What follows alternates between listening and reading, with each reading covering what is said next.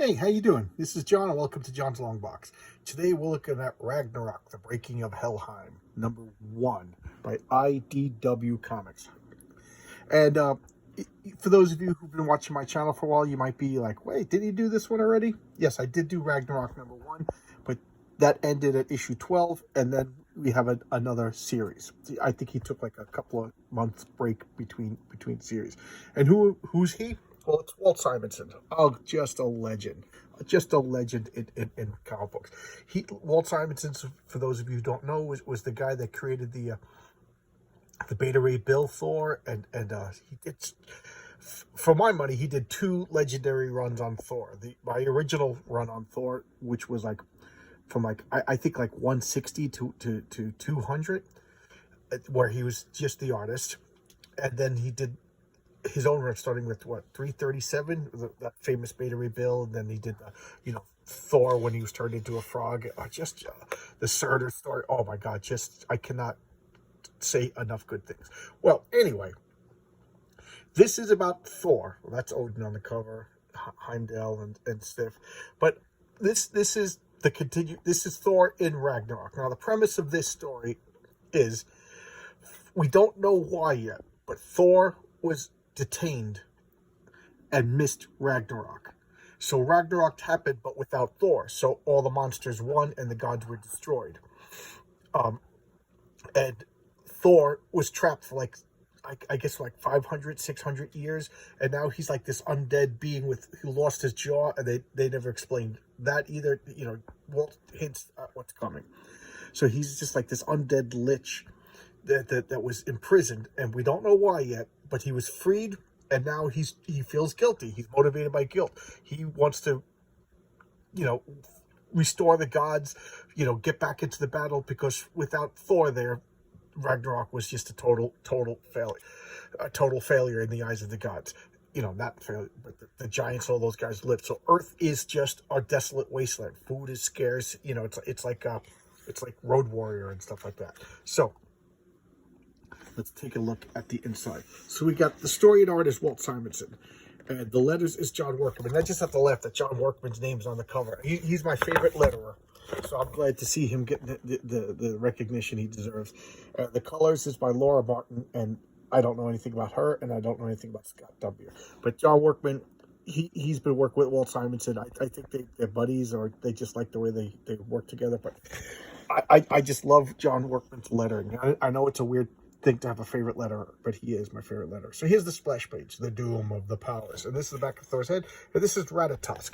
Who's Ratatosk? Ratatosk is the squirrel that runs up and down the world ash Yggdrasil and just trash talks between Nidhogg, the serpent that chews at the roots of the tree, and then to the eagles that live up in the branches. And they talk, the eagles will say stuff about Nidhogg, and then Ratatosk will run down and tell them, can you believe what they said?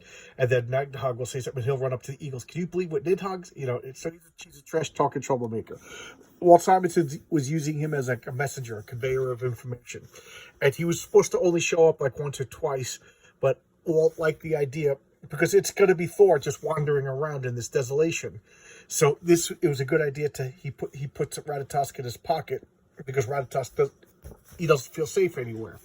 So so this way Thor and Ratatosk can have conversation. So it's a good way to get us information. And look, this is Thor. He's all undead, and he said this look stemmed out from him wanting to make Thor look different than Marvel Thor. And if you ask Walt Simonson, is this the continuing, like, if you stayed on Thor with this? And I believe he'll wink at you and be like, no, of course not.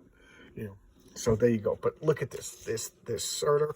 So he has to make everybody look a little bit different than Marvel. And this Thor going into a bar, and they yell at him because they think he's a Draugr, the undead, and he's just like whatever. And he throws money, and the guy's like, well, he's a paying Draugr, and And they're like, I can't believe we have never had a Draugr in here. And this is the battle plane of Vigrid. This is where the last battle took place. And it's just an ashy smoke and ruin. And Thor saying he hears Odin whispering to him through the desolation. So that's what he's trying to do. He's trying to go and find out is he going mad, or is he really hearing Odin? And here we have the conglomeration of bad guys. We've got Surtur, the fire giant lord, Thrym, the ice giant lord. This is Jormungandr, the Midgard serpent, and these are various lesser enemies, and I don't know their names. Like one of them leads the trolls, one of them leads like goblins, one of them leads like evil men and stuff like that. I don't know if they're from mythology or not. So here's Ratatosk and Thor. Just look at that, Father. And what does he do? He has a vision. He summons the lightning, and he gets hit by his own lightning, and he knocks himself unconscious. And here he has visions of Odin. And I have to point this out. Thor had no clue what happened. He just woke up and the world is destroyed. For the whole last series, he didn't know what's going on. So this is just info dump. He's getting a vision. So does Odin really exist or whatever? Because he's learning that the Battle of Ragnarok took place here, but Thor wasn't there to fight. So the Fenris Wolf and everybody, they just had free reign to do what they want. And Gary and what are the two names of it? Fenris Brood born, I forget what their name, but Skull and Hati. They grew to giant size. One of them destroyed the moon. One of them destroyed the sun. Just classic Norse mythology stuff. Look at this gorgeous art. And here's Naflaglar, Hell's ship made out of the fingernails of the dead that went there. And it just sailed. And again, Thor wasn't here. The Midgard serpent just came out. You know, Heimdall and Loki stabbing each other and fighting. But they pointed out that Loki disappeared before the end of the battle, so I'm sure he'll be showing up. Loki's, the trickster. Look, Surtur just killing everybody. Just awesome. And Freyr was the shining, the beautiful. Oh no, that's Balder. I'm sorry, Balder. He's remembering that Balder died. And that started the beginning of Ragnarok. Just look at this fight. Thor's just screaming in pain as he's learning the deaths. He didn't know what happened. So as far as Thor's concerned, this just happened because he's now learning about the deaths of everybody. Even though 700 years have passed, or 500 years, or whatever, how many centuries, but there was always hope because they were the gods. So now he's like, enough. I failed them. He's feeling miserable, so he just stomps his hammer down, summons the rain and the lightning, and he's causing this ashy plain to grow, and over time it'll get healed. And then there's this subplot of this little dark elf girl, and she's a prophet. She's a seeress, and this troll is protecting her, and various people keep trying to assassinate her, and the troll's always blocking it. So I think that'll pay off in the third series, because it didn't really pay off in this series. And here we have the cover for the next issue. The Dusklands. This is just questions that they didn't have. What happened to Thor's jaw? Could Thor only eat the apples? What happened? What's with Ratatosk and stuff like that? And then they'll get letters page. And here's a Stan Sakai, for the guy who does Yosagi Yojimbo. So here he has Thor and Yosagi teaming up. And just a nice little art piece. And what do we have here? Ads for more IDW stuff. And there's actually this Stan Sakai right there. Okay, and Usagi Yojimbo. So I think Usagi is IDW's biggest seller, so that they're really pushing it, and I love it. It's a great comic. So back to Ragnarok. Walt Simonson made up Helheim. The domain of Hell is called Hell, and she's either called Hel or Hela, depending upon who you ask.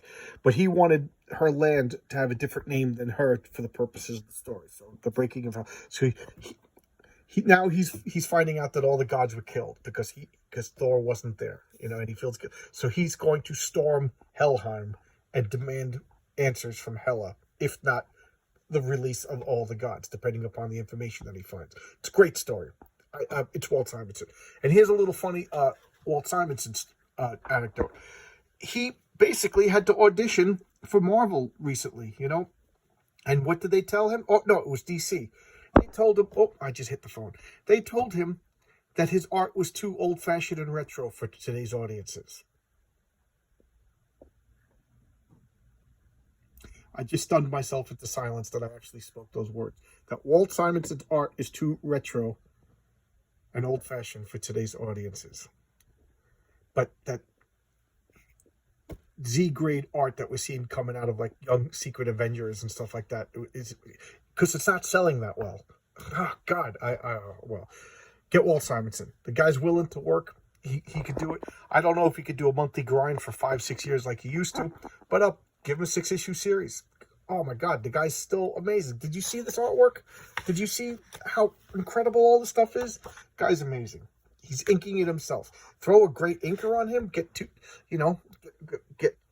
another old timer. Get to enhance. Oh my God, Walt Simonson and Terry Austin. Oh my God, take my money. But there you go. I digress. What else can I say about this without starting to repeat myself? The answer is nothing. I think I'll start repeating myself. So I'll stop here.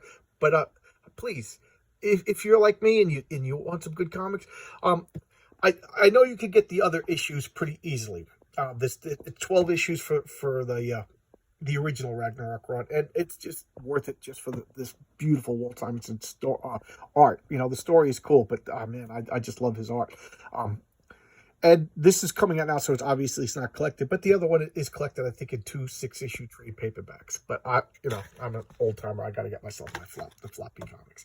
All right, thanks a lot. I'll see you tomorrow with another video. Thanks for checking out my stuff, and I'll see you around. Bye bye.